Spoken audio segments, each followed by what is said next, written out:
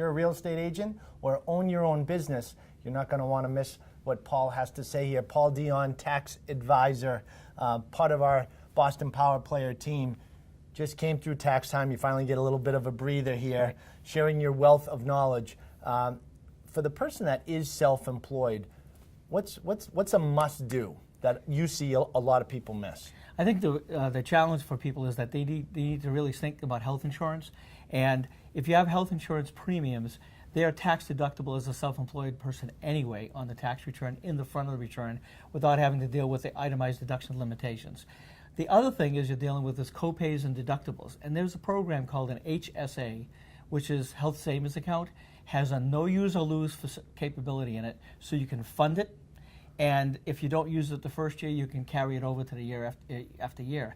The other key, though, is you have to have a high deductible plan. We won't get into it in this conversation, but you need to talk to your accountant about what that deductible is. If you fit that, then you can fund this plan. And as long as you take the money out for medical purposes, the money coming out is completely tax-free.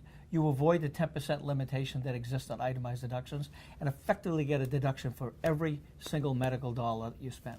You must come across a lot of people who think that they're saving money on their own by doing their taxes themselves. In reality, there's so many different things that go into it. It really makes sense to connect with a tax advisor like yourself to get all this stuff squared away, and probably ends up saving themselves thousands of dollars. Right, because what typically happens is someone works with what they know and think they're getting all the deductions, and they miss things like what we just talked about, the HSA, some other things we've talked in other videos about that they don't know they can take advantage of. That's where the key of a good tax advisor instead of just a tax preparer really comes in handy. Big, big difference. Thank you, Paul. And if you'd like to connect with Paul directly, check out his website, smarttaxadvisor.com, and we have more tax tips just like this one right here on our page on Real Estate Talk Boston.